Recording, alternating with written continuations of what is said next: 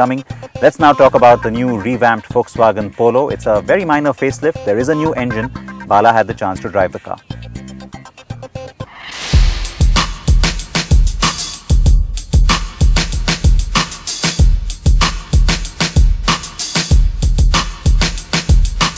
As exciting as it might sound, a vehicle facelift launch event is usually a dull affair unless you have some major mechanical changes and not just superficial stuff, or a significant repositioning of the vehicle in its segment.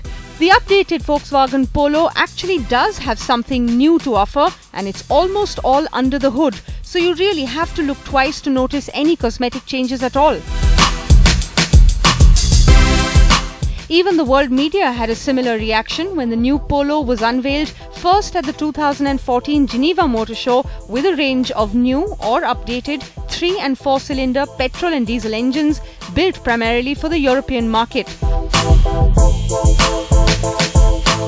4 months down the line, as India gets the new car, here too the engine portfolio is refreshed with an all-new 1.5-litre 4-cylinder turbo diesel engine in addition to the 3-cylinder 1.2-litre MPI and 4-cylinder turbocharged 1.2-litre petrol TSI.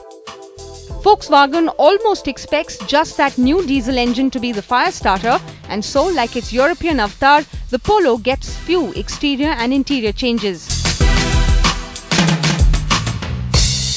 Now, from the face of it, you'd probably think that the styling department at Volkswagen probably didn't have much to do, or were given a very short brief on the facelifted Polo. Not that I'm complaining, because to be frank, I quite like the original look.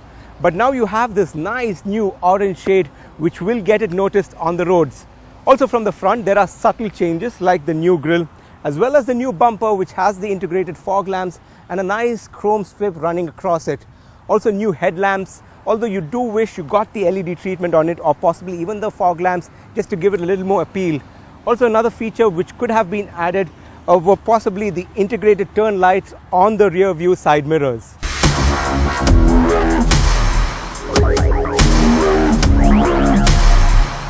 Other minor upgrades on the exterior include new 15-inch alloy wheels only on the top-end Highline variant and a new rear bumper with an integrated license plate and reflectors. On the inside, the very subtle facelift includes new fabric for the seat upholstery and a silver finish to the center console. Also, the dual-tone beige and grey interiors are on the top-end Highline variant, while the lower variants get an all-black interior theme.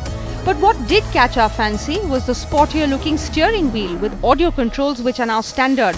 Also, what will bring a smile to the faces of many, and Siddharth more than others perhaps?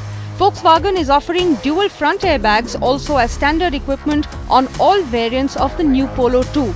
Clearly, VW wants to retain Polo's high safety standards in this segment. But the company learnt the hard way that the Polo's earlier 1.2-litre 3-cylinder diesel engine didn't have enough to impress anyone. And the subsequent strategy to bring in the 1.6-litre engine from the Vento didn't make too much sense either, price-wise. Which is why this new 1.5-litre 4-cylinder turbocharged diesel engine could now be a better fit overall. Now, I'm not surprised at the confidence Volkswagen has in its new 1.5-litre diesel engine, because in just a few minutes out on the highway, you can get a real sense of the true characteristics of the engine, because it's smooth and powerful. And with a generous 230 Nm of torque, the engine loves being pushed around, and because you've got an equally smooth and responsive acceleration. Now in city traffic, the engine doesn't struggle too much, although it's a bit loud for my liking. But with quick gear shifts as well as decent power at low speeds, it makes the drive a little more enjoyable.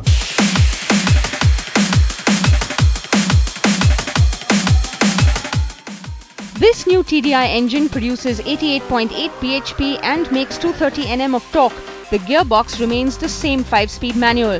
The same engine has been tuned up in the new GT TDI variant. Power output goes up to 103.6 bhp while the torque goes up to 250 Nm. A quick glance at the petrols now, and things are largely unchanged here. The 3-pot is still quite a lot of fun, and the GT TSI is the real winner. Of course, with prohibitive price tags, the GT variants aren't for everyone.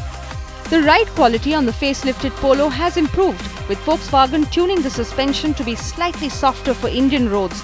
The hatch now feels a bit more planted, with more assured handling than before. The sporty steering still complements this setup interestingly enough. The precise bring also helps, and it makes you want to push the car a bit.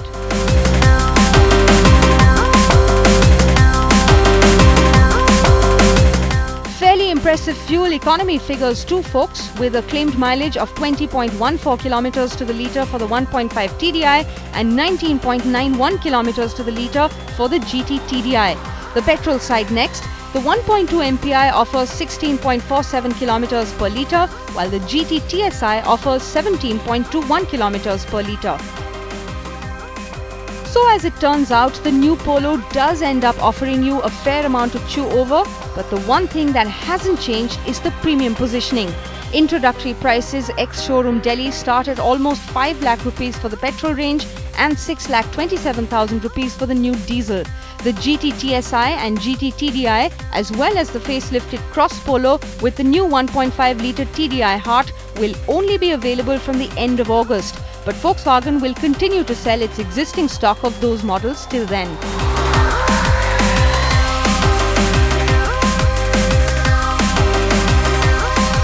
Now, we did expect Volkswagen to try and get a bit aggressive with the pricing, especially on the 1.5 litre diesel engine, which is still eligible for the small car excise benefit. But sadly, at around 6,30,000 rupees ex-showroom Delhi, the new Polo is still a pricey yet premium hatch. But we still give it points for its benchmark creating safety and great build quality, and also its now improved performance.